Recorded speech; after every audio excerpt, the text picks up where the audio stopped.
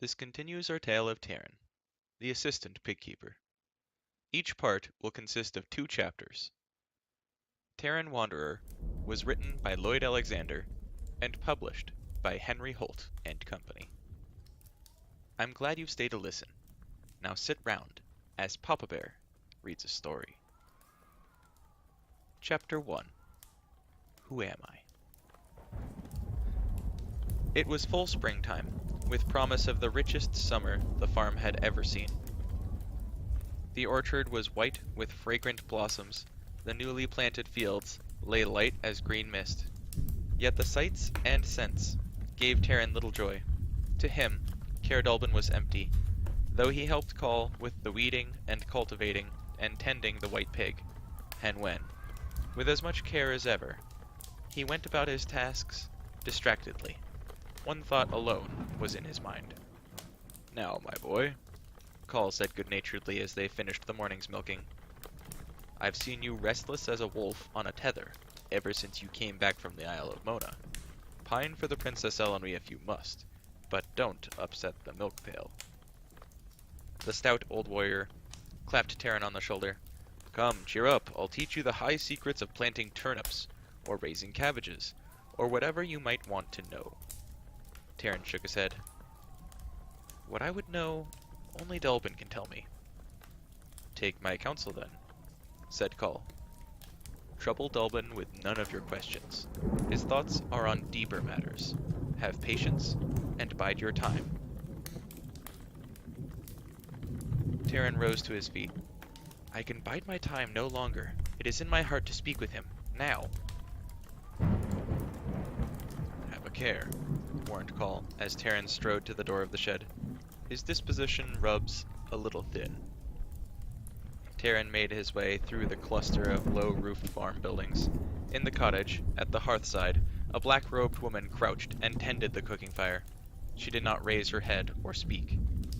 It was Akron, thwarted in her scheme to regain her ancient power from the ruined castle of Lear. The once haughty queen had accepted the refuge Dallben offered, though, by her own choice, she who had once long ago ruled Prydain toiled now at the tasks Elenwy had done before departing from Mona, and at day's end silently vanished to her pallet of straw at the granary. Before Dallben's chamber, Taran paused uneasily, then rapped quickly on the door.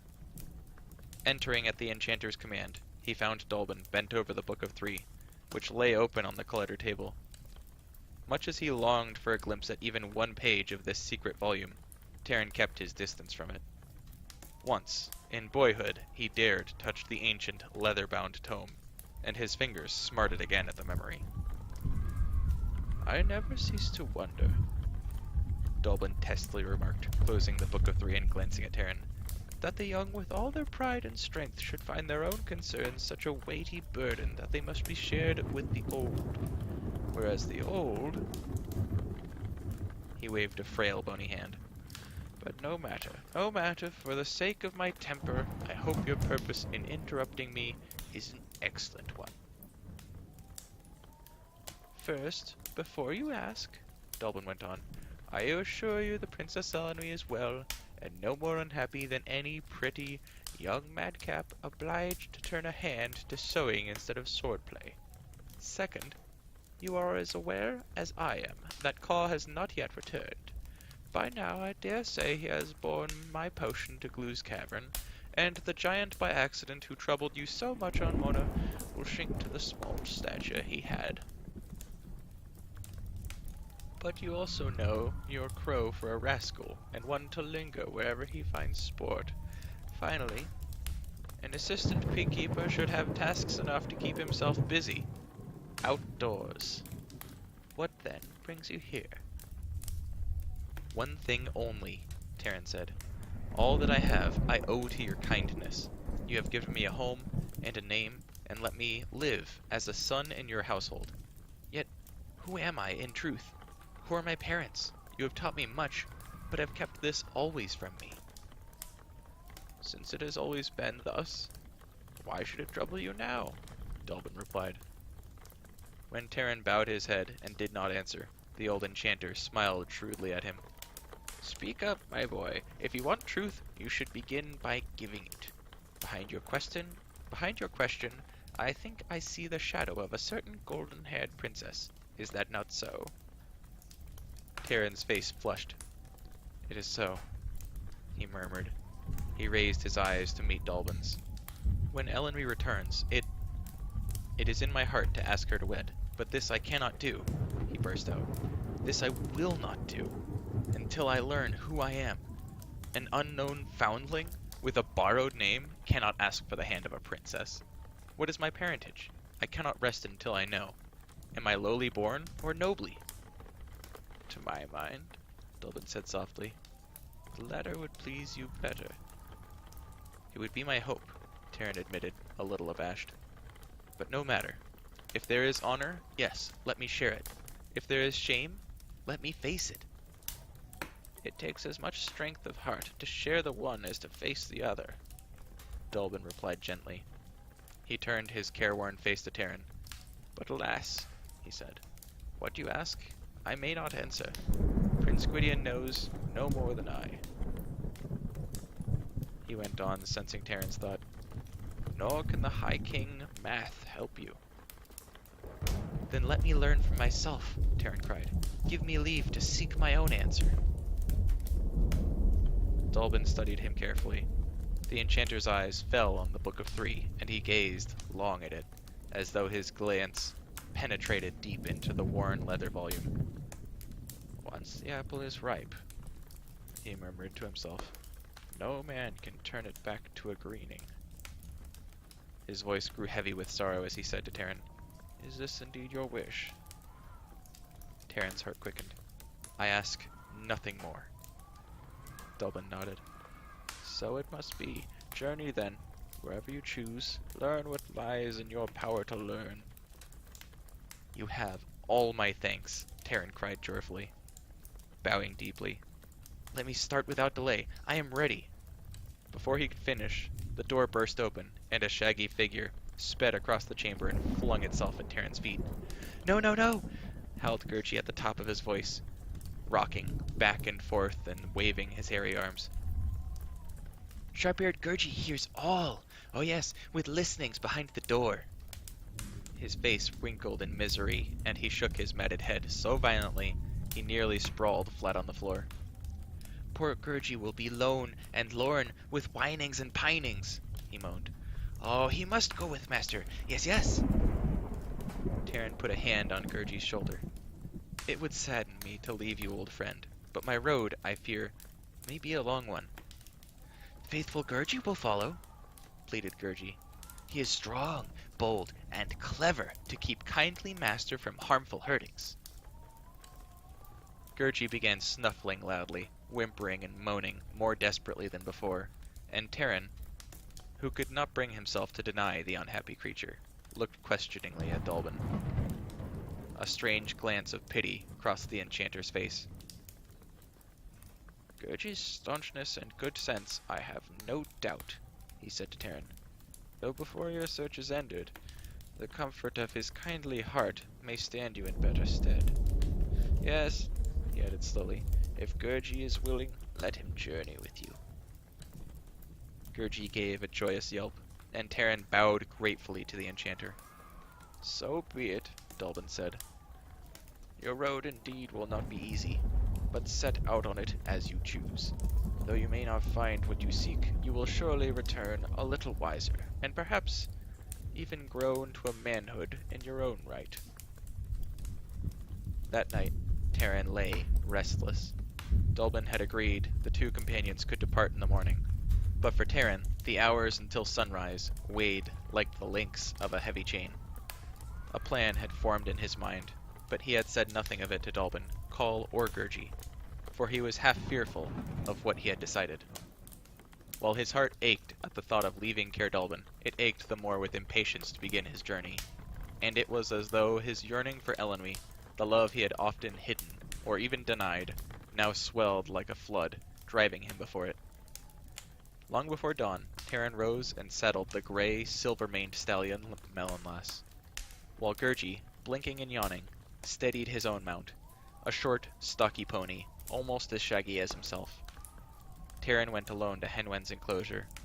As though she had already sensed Taran's decision, the white pig squealed dolefully as he knelt to put an arm around her. "Farewell, Hen," Taran said, scratching her bristly chin. "Remember me kindly.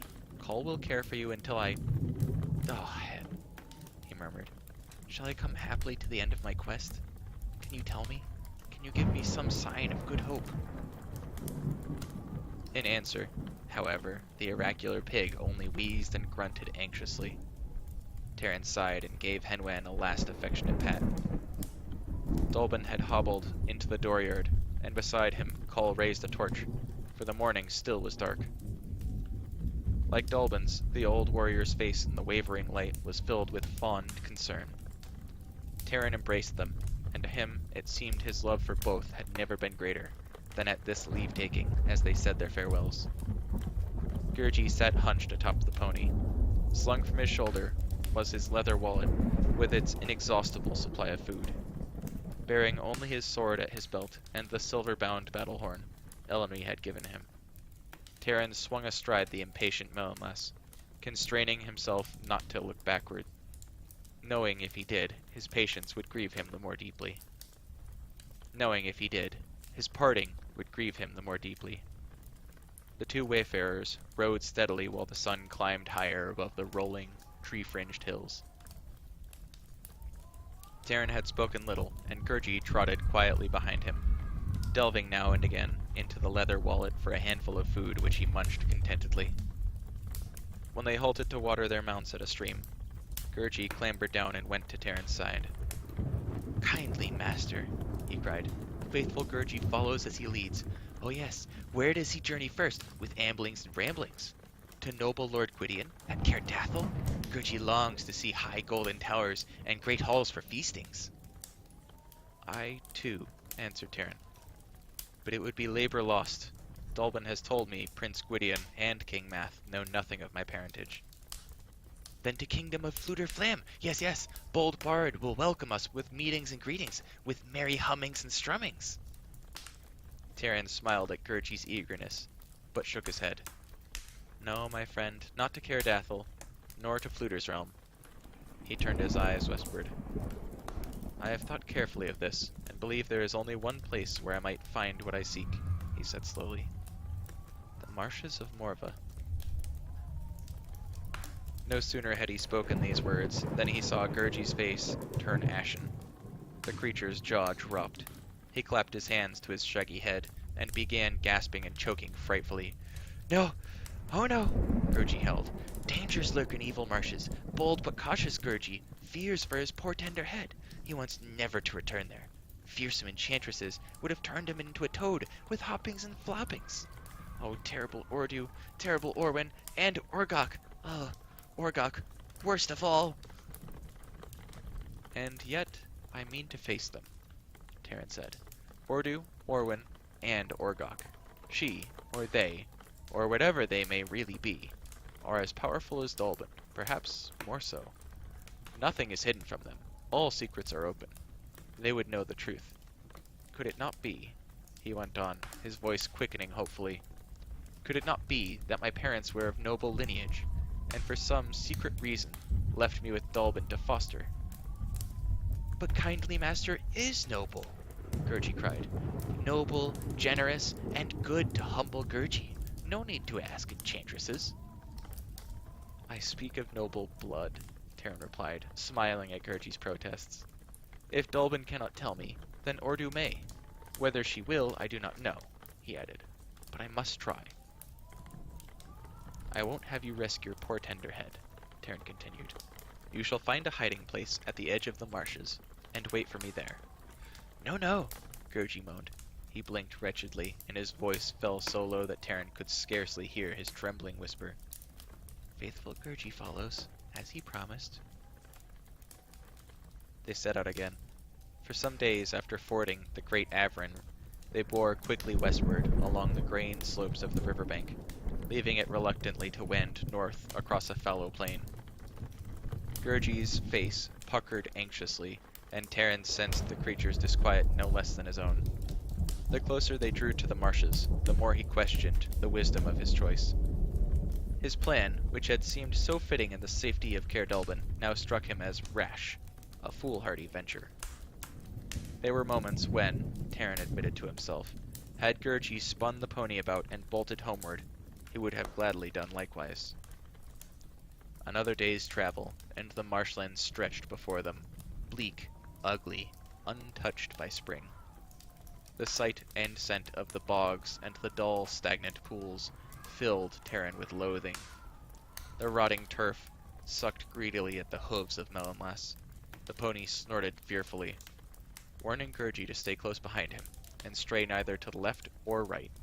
Taran cautiously guided the stallion through beds of reeds shoulder high, keeping to the firmer ground at the rim of the swamps. The narrow neck of the upper reaches of the marshes could be crossed with least danger, and the path indeed was burned into his memory. Here, when he and Elenwy, Gurgi and Fluter had sought the Black Cauldron, the huntsmen of Anuvin had attacked them, and Taran had lived the moment again and again in his nightmares. Giving Melonlass rein, he beckoned to Gurgi and rode into the marshes. The stallion faltered a sickening instant, then found footing on a chain of islands that lay beneath the brackish water. At the far side, without Taran's urging, Melonlass broke into a gallop, and the pony pelted after, as though fleeing for its life. Beyond the stunted trees at the end of a long gully, Taran halted. Ordu's cottage lay straight ahead. Built against the side of a high mound, half hidden by sod and branches, it seemed in even greater disrepair than Taran had remembered. The thatched roof, like a huge bird's nest, straggled down to block the narrow windows. A spiderweb of mold covered the walls, which looked ready to tumble at any moment. In the crooked doorway stood Ordu herself. Heart-pounding, Taran swung from the saddle, holding his head high, in a silence broken only by the chattering of Gurgi's teeth. He strode slowly across the dooryard. Ordu was watching him with sharp, black eyes. If she was surprised, the enchantress gave no sign other than to bend forward a little and peer more closely at Taran. Her shapeless robe flapped about her knees. The jeweled clasps and pins glittered in her weedy tangle of disheveled hair as she nodded her head rapidly, and with evident satisfaction. Yes, and so it is, Ordu called out pleasantly. the dear little fledgling and the whatever you call it. But you've grown much taller, my duck. How troublesome it must be, should you ever want to climb down a rabbit hole. Come in, come in. She hurried on, beckoning. So pale you are, poor thing. You've not been ill? Taran followed her, not without uneasiness, while Gurgi, shuddering, clung to him. Beware, beware, creature whimpered. Warm welcomings give Gurgi frosty chillings. The three enchantresses, so far as Taran could see, had been busy at household tasks. Orgok, her black hood shrouding her features, sat on a rickety stool, trying, without great success, to tease cockleburs from a lapful of wool shearings.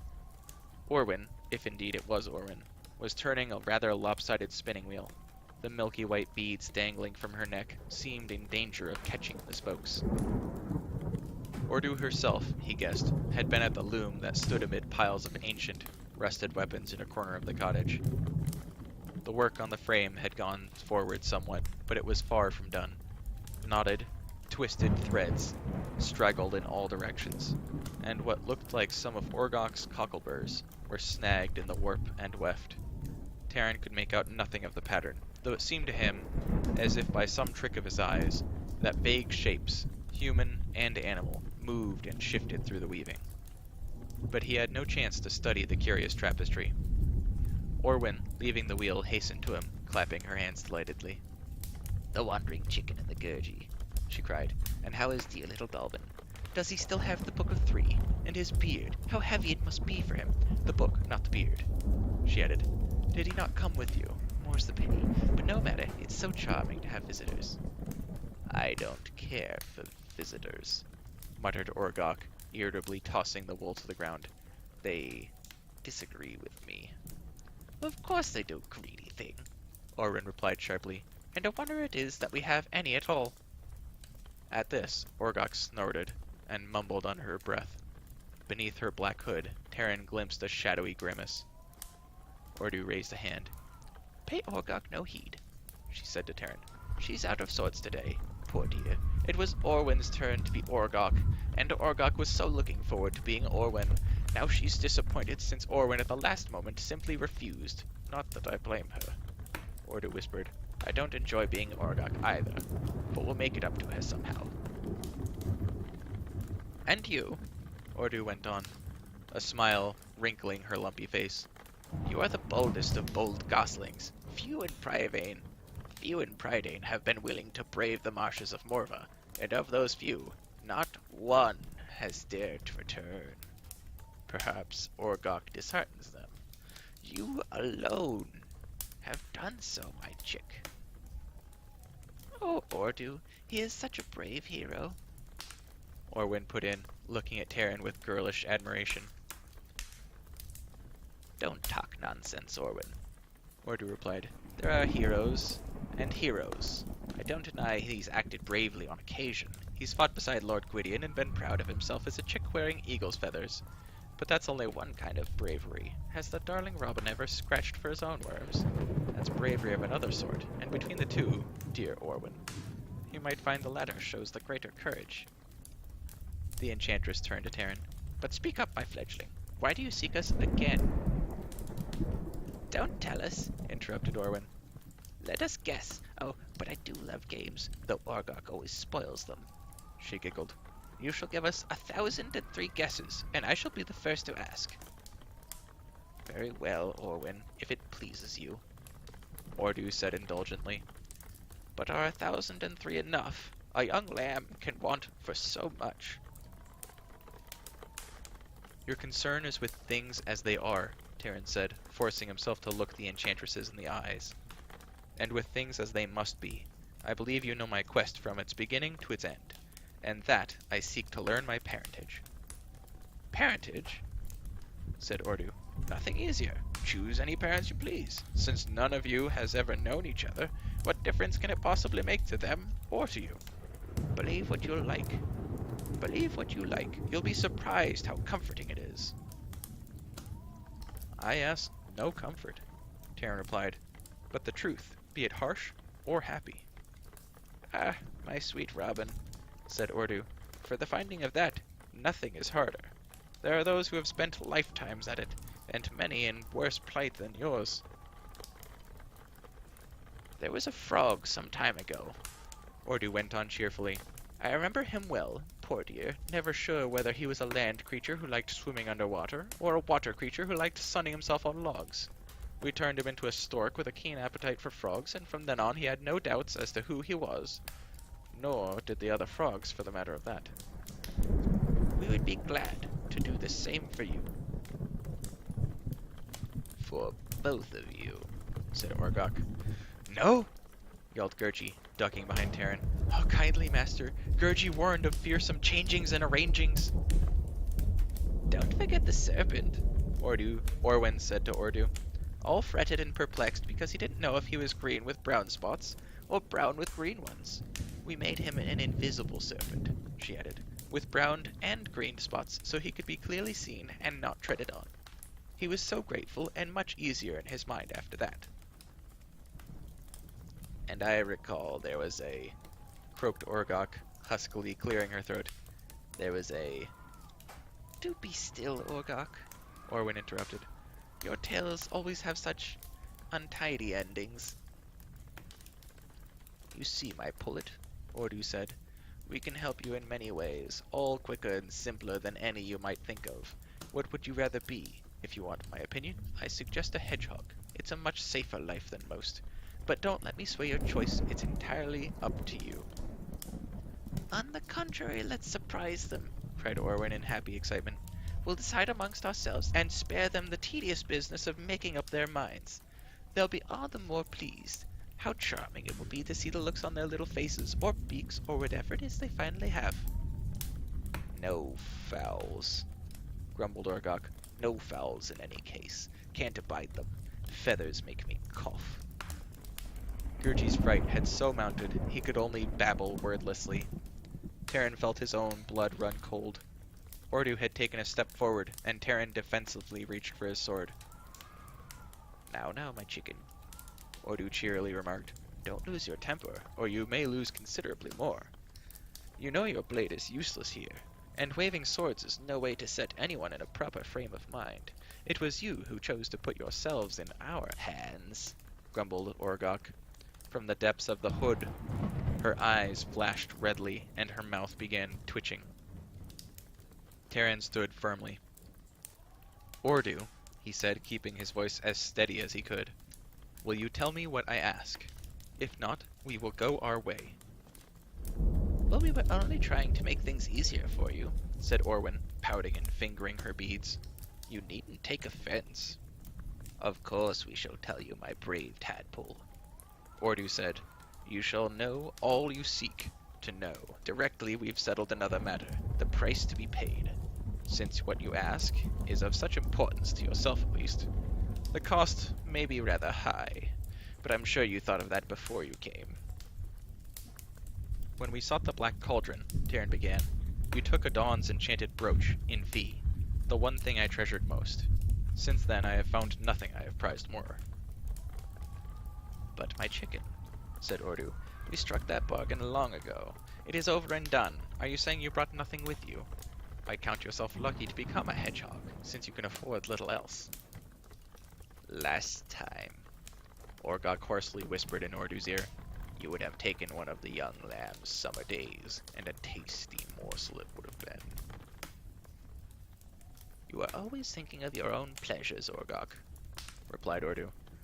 You might at least try to think of what we all would like. There was a golden-haired girl with him then, Orwin put in. A pretty little creature. He surely has lovely memories of her. Could we not take them? She went on eagerly. How delightful it would be to spread them out and look at them during long winter evenings. Alas, he would have none for himself, but I think it would be an excellent bargain. Taran caught his breath. Even you would not be so pitiless. Would we not? Answered Ordu, smiling. Pity, dear gosling, as you know it at least, simply doesn't enter into the question as far as we're concerned.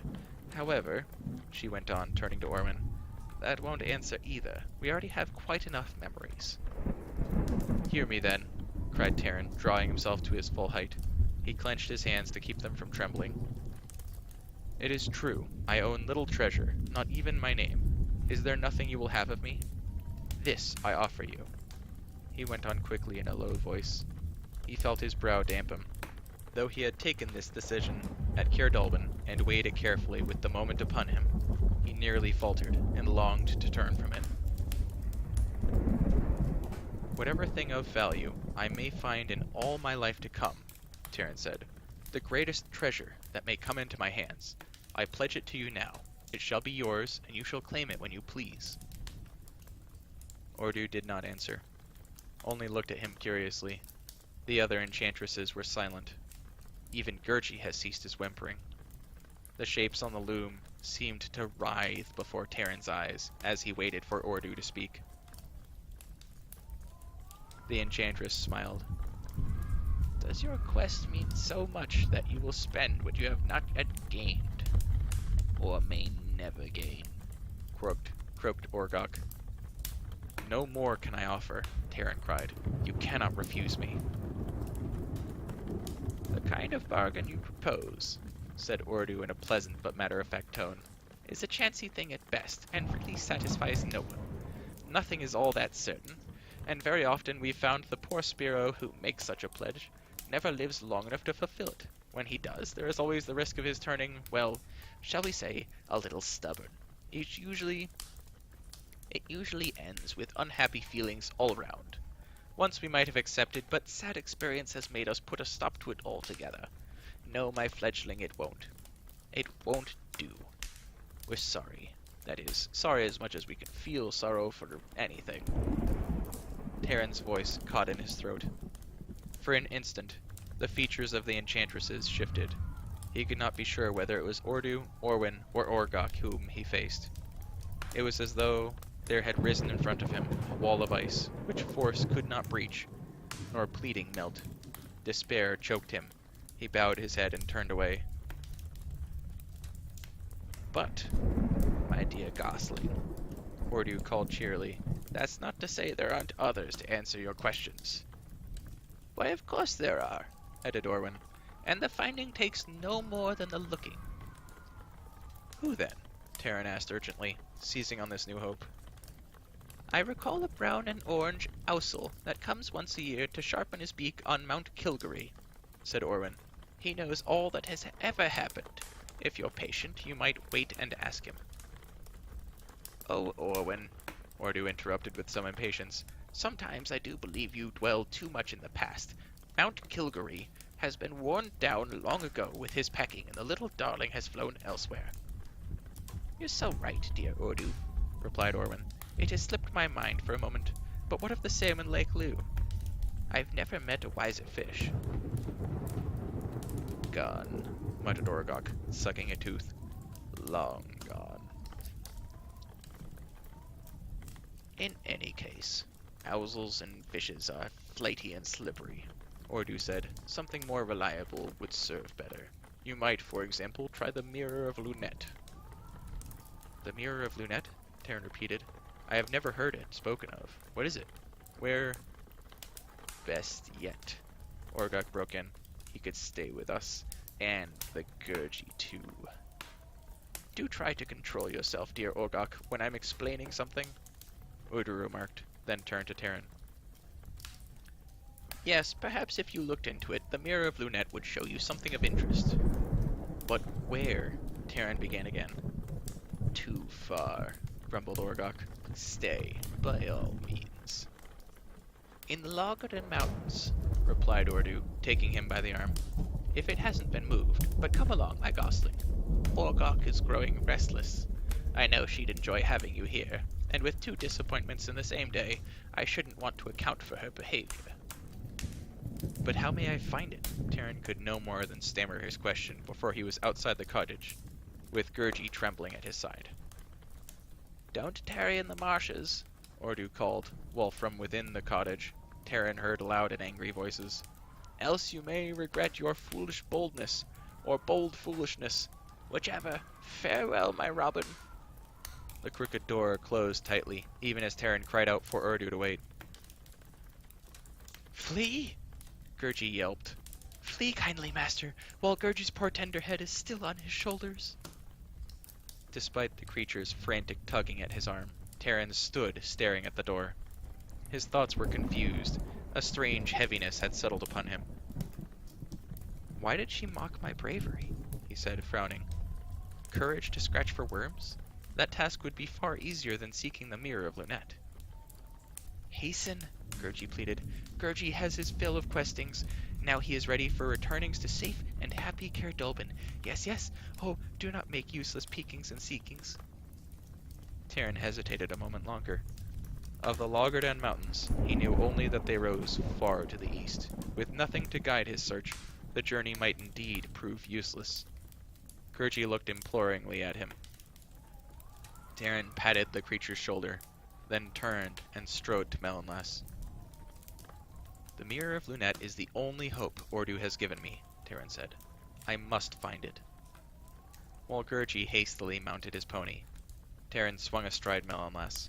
He glanced once again at the cottage, his heart suddenly uneasy. Given me? He murmured. Does Ordu give anything for nothing?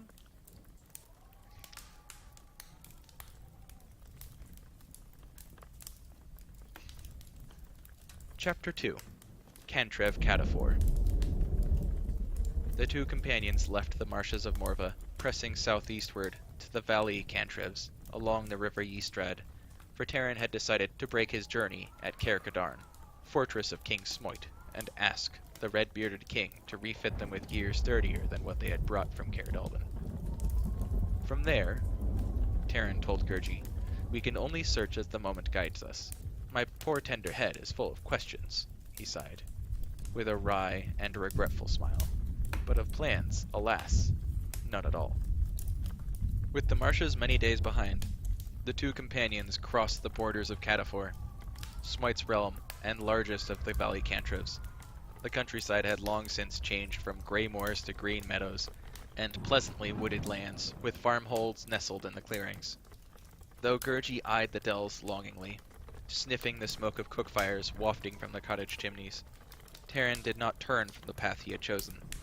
By keeping a brisk pace, another 3 days of travel would bring them to Caircadorn. A little before sundown, seeing the clouds growing heavy and dark, Taran halted to find shelter in a pine grove. He had scarcely dismounted, and Gurgi had only begun to unlash the saddlebags, when a band of horsemen cantered into the grove. Taran spun around and drew his blade. Gurgi, yelping in alarm, scurried to his master's side. There were 5 riders, well mounted and armed. Their rough-bearded faces sun-blackened, their bearing that of men long used to the saddle. The colors they wore were not those of the House of Smoit, and Taran guessed the horsemen to be warriors in the service of one of Smoit's liegemen. "Put up your blade," commanded the leading rider, nevertheless drawing his own, reining up before the wayfarers and glancing scornfully at them. "Who are you? Who do you serve?" "They're outlaws," cried another. "Strike them down!" "They look more like scarecrows than outlaws," replied the leader. "I take them for a pair of churls who have run away from their master."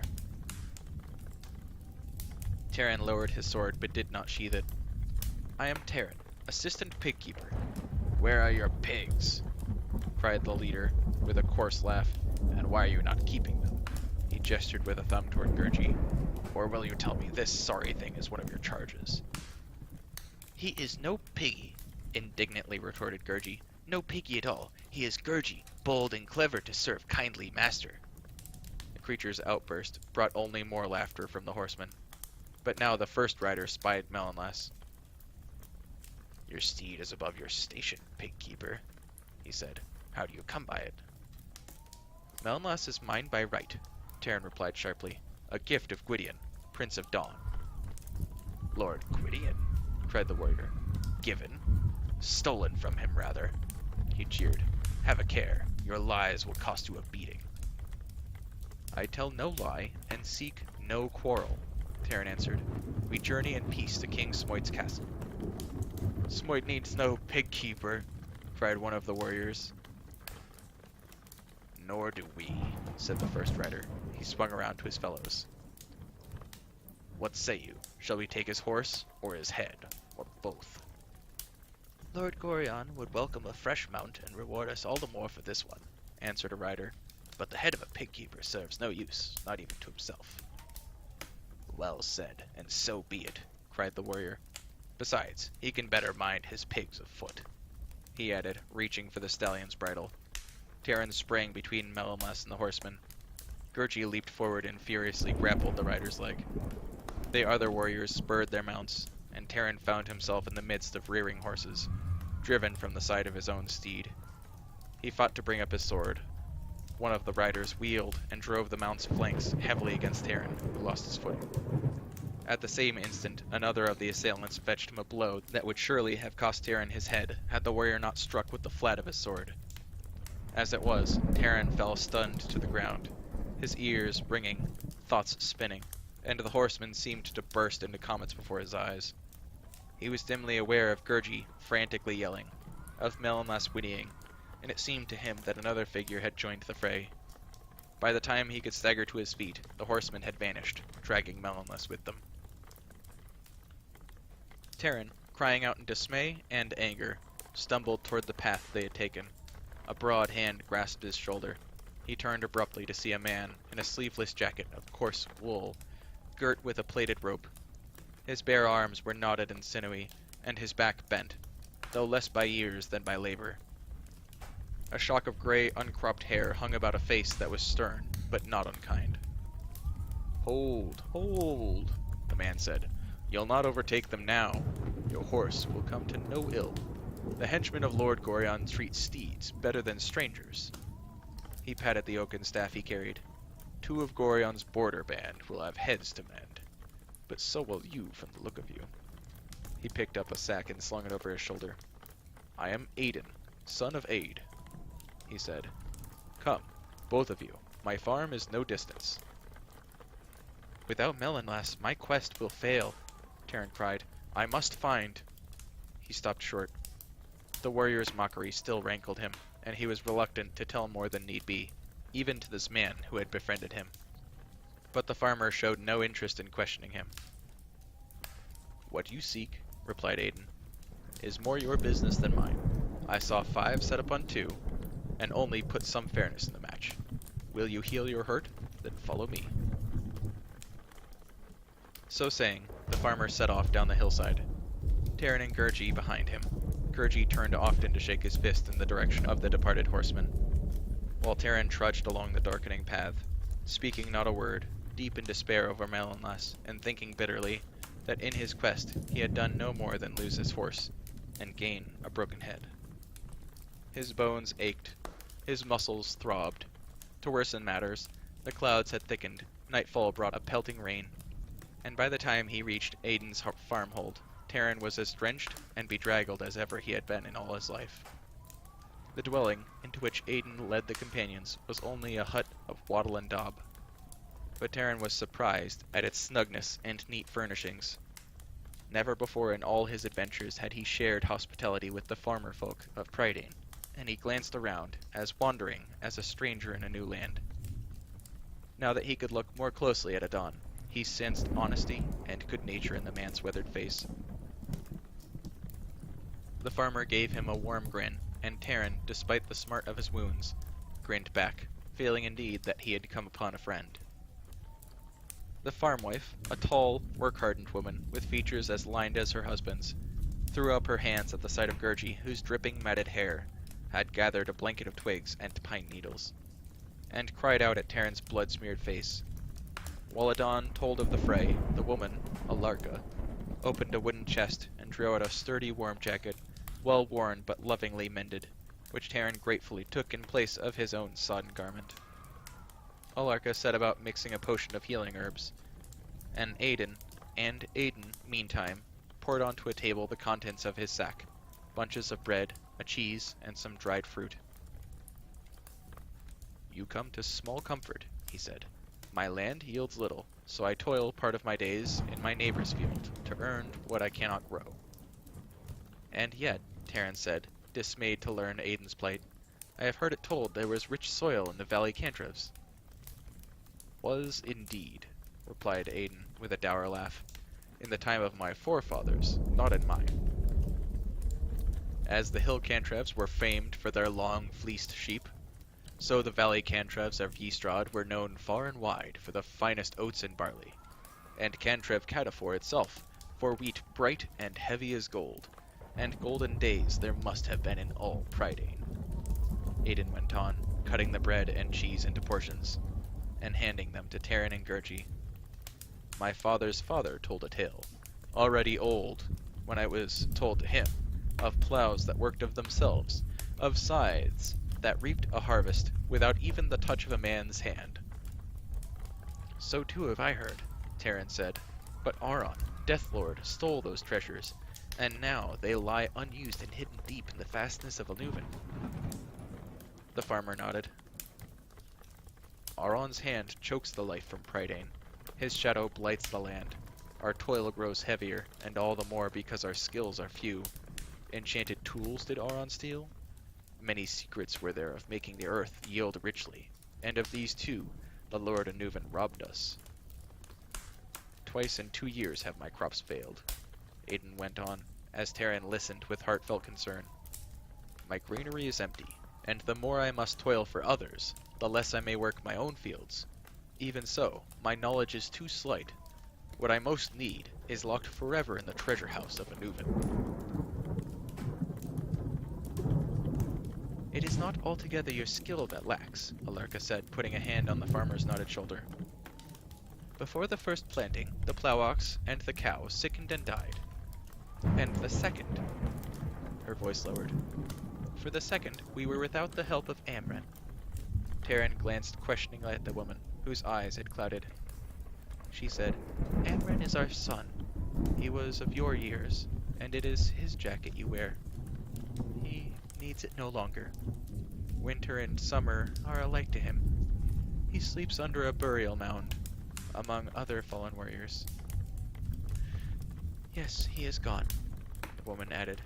He rode with the battle host when they fought off raiders who sought to plunder us.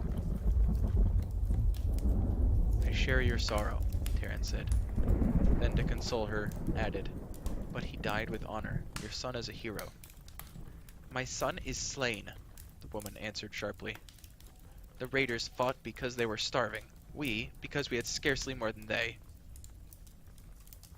And at the end, all had less than when they began. Now for us, the labor is too great for one pair of hands, even for two. The secrets our Death Lords stole could well serve us. Alas, we cannot regain them. No matter. Even without the secrets, my harvest will not fail this year, Aiden said. All save one of my fields lies fallow, but in this one I have spent all my toil. He looked proudly at Taran. When my wife and I could no longer pull the plow ourselves, I broke the earth with my own hands and sowed it grain by grain. The farmer laughed. Yes, and weeded it blade by blade, as niggling as a grandam with her favorite patch of herbs. It will not fail. Indeed, it must not, he added, frowning. This season our livelihood hangs on it. Little more was said then, and when the meager meal ended, Taran gladly stretched his aching bones beside the hearth, while Gurgi curled up next to him. Weariness overcame even his despair for Melonlass, and with the patter of rain on the thatch and the hiss of dying embers, Taran soon fell asleep. The companions woke before the first light, but Taran found Aiden already working in his field. The rain had stopped, leaving the earth fresh and moist. Taran knelt and took up a handful. Aiden had spoken the truth. The soil had been tilled with utmost pains, and Taran watched the farmer with growing respect and admiration. The farm could indeed yield richly, and Taran stood a moment looking toward the fallow ground, barren for lack of hands to labor it. With a sigh, he turned quickly away, his thoughts once more on Melonlass. How he might regain the silver-maned stallion, Taran could not foresee, but he had determined to make his way to the stronghold of Lord Gorion, where, in Aiden's judgment, the warriors had surely taken the animal. Though more than ever anxious over his beloved steed, Taran worked through the morning beside Aiden. The farm couple had kept scarcely a morsel of the evening's fare for themselves, and Taran saw no other means to repay them. By midday, however, he dared delay no longer, and made ready to take his leave. Alarka had come to the door of the hut. Like her husband, the woman had asked nothing beyond what little Taran had chosen to tell of his quest. But now she said, "Will you still follow your own path? Have you turned from home and kinsmen? What mother's heart longs for her son, as I long for mine?" "Alas, none that I know," Taran answered, folding Amren's jacket and gently putting in her hands, "and none that knows me." "You have been taught well in the ways of farming," Aiden said. "If you seek a place of welcome, you have already found one." "Whatever other welcomes I find, may they be as open-hearted as yours," Taran replied, and it was not without great regret that he and Gurgi said farewell.